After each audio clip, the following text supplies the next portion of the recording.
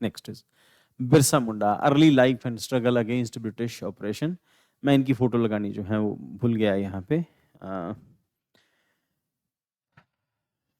जब नोट्स में डालेंगे तो मैं फोटो डाल दूंगा। इंडिया के अंदर बिरसा मुंडा का जो मूवमेंट है, गुड इवनिंग बेटा, सेक मैं हूँ, मैं नाम आपका ठीक से प्रोनाउंस नहीं कर पाया, but good evening. Tanisha Savita, Tanishka Savita, good evening बेटा। सो यहाँ पे बिरसा मुंडा अर्ली लाइफ है, इनकी फोटो इंडिया में, इंडियन फ्रीडम स्ट्रगल में और इंडियन हिस्ट्री के अंदर मॉडर्न इंडिया जब आप पढ़ते हैं तो उसमें विपिन चंद्रा की बुक में 3rd-4th लेसन के अंदर हम लोग जो ट्राइबल रिवोल्ट्स पढ़ते हैं, क्योंकि इंडियन जो हिस्ट्री है, जब भी आप कम्पिटेटिव एग्जाम से प्रिपेयर करते हैं, यू मस्ट नो दैट कि इंडियन हिस्ट्री के अंदर सबसे टफ सेक्शन जो होता है वो मॉडर्न इंडिया होता है। और सबसे टफ, बाकी स्टूडेंट्स की अपनी अपनी नेचर होती है, कुछ लोगों को एंशिएंट टफ लगती है, कुछ को मिडीवल टफ लगती है, बट कोई ऐसा नहीं होगा जिसको मॉडर्न टफ नहीं लगती होगी। रीज़न उसके पीछे दिखने में, जितनी दिखने में ये ईजी होती है उतनी टफ होती है, क्योंकि एक ही टाइम के ऊपर आपके ट्राइबल मूवमेंट भी चल रहे हैं, महात्मा गांधी मूवमेंट भी है, किसान मूवमेंट भी है, उसके बाद ब्रिटिश पॉलिसीज भी हैं, ब्रिटिश गवर्नमेंट के एक्ट्स भी हैं एक ही टाइम के ऊपर। तो सब कुछ साइमल्टेनियसली हो रहा है, तो दैट मेक ना हिस्ट्री कंपैरेटिवली टफ। और उसमें हम लोग ट्राइबल रिवोल्ट्स का जब सेक्शन पढ़ते हैं तो ट्राइबल रिवोल्ट अलग अलग एरियाज के अंदर अलग अलग है। अब यहाँ पर जो बिरसा मुंडा की जो हिस्ट्री स्टार्ट होती है, they were fighting against the British policies, क्योंकि वो लैंड एक्वायर कर रहा था, देवर फाइटिंग अगेंस्ट कि हमें अपनी लैंड नहीं देनी है, तो ब्रिटिश गवर्नमेंट जो है इम्पोज कर रही है चीज़ों को। और because they are colonial government है ना, they were working here in India for their own interest, for their commercial interest. उस टाइम पर तो ईस्ट इंडिया कंपनी है जब ये स्टार्टिंग में फाइट करते हैं। और फिर ग्रेजुअली, फिर जैसे हम लोग गांव में देखते हैं, ओझा लोग होते हैं, झाड़ने फूंकने वाले लोग होते हैं ना, और हमारे यहाँ भी सियाने कहते हैं जिनको, है ना। तो अलग अलग जगहों पे अलग अलग नाम है, कहीं ओझा है, कहीं कुछ तांत्रिक है, कहीं कुछ और है, कहीं कुछ और है, हमारे यहाँ पे सियाना आदमी कह देते हैं। तो ये उन उन लोगों से बिलोंग करते थे। तो ये वहाँ के लोगों ने, क्योंकि थोड़ी बहुत ही हो सकता है कि पावर्स भी हों इनके पास, और वहाँ के लोगों ने ये बना दिया कि जब आप हमारे ऊपर एक तीर मारोगे तो बिरसा मुंडा भगवान है, एक तीर के 10 तीर बना के ये वापस करेंगे। तो फिर अल्टीमेटली ये होते होते अब ट्राइबल एरियाज के अंदर ट्राइबल कल्चर है, सोचने समझने का तरीका उनका है ना, तो उसी हिसाब से चीज़ें वो जो डेवलप होती हैं, तो फिर अल्टीमेटली बिरसा मुंडा और रिवोल्ट को अंग्रेज सप्रेस कर देते हैं। और उसके लिए अब गवर्नमेंट क्या है कि अब झारखंड छत्तीसगढ़ का वो जो इलाका है, ट्राइबल बेल्ट के एरियाज हैं, तो वहाँ पर क्योंकि वो भगवान मानते हैं बिरसा मुंडा को, तो एयरपोर्ट का नाम भी बिरसा मुंडा दिया, गवर्नमेंट भी रिकॉग्नाइज कर रही है।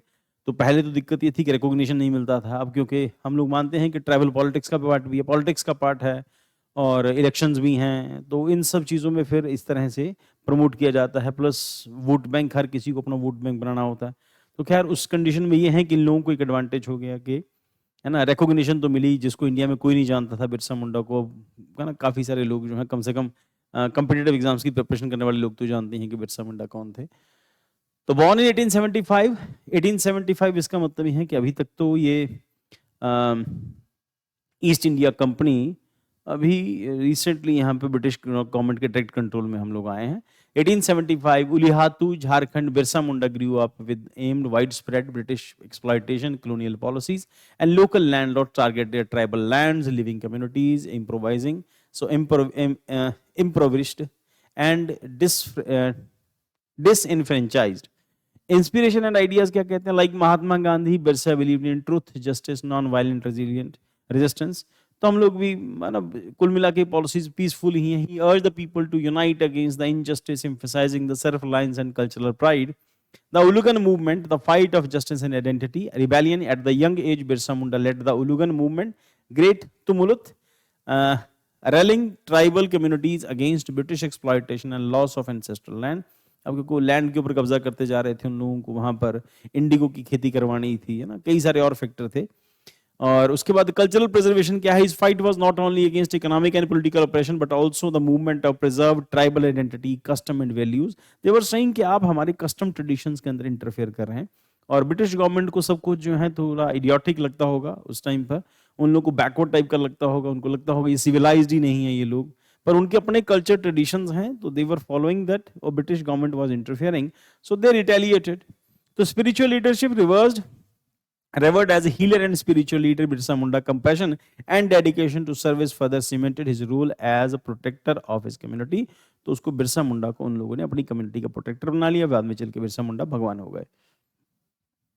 The lessons from modern society and Birsa Munda's life: sustainable living, Birsa Munda harmonious relationship with nature, mirror the sustainable practices embedded in tribal culture. His vision underscores the importance of sustainability in the modern development. कि modern development के साथ साथ हमें भी sustain करना है और हमारा जो कल्चर है वो भी पैरेलल लाइंस पर चलता रहे.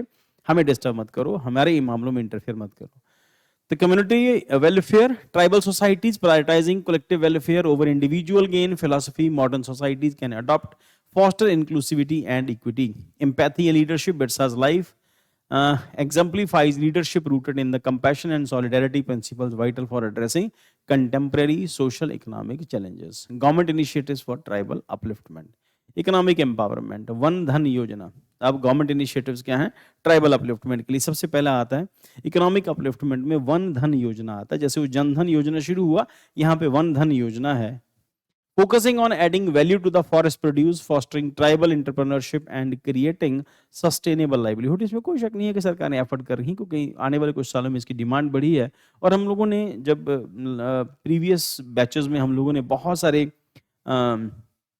तो जीआई टैग हमने डिस्कस किया था, अलग अलग जगहों पे जीआई टैग मिले, क्योंकि गवर्नमेंट प्रमोट कर रही है ना कि ये जो इंडिया का इंडिजीनियस जो कल्चर है, जो ट्राइबल कल्चर है, उसकी प्रोटेक्शन होनी चाहिए. दुनिया में प्रोडक्ट की डिमांड भी है, शहरों में भी डिमांड है.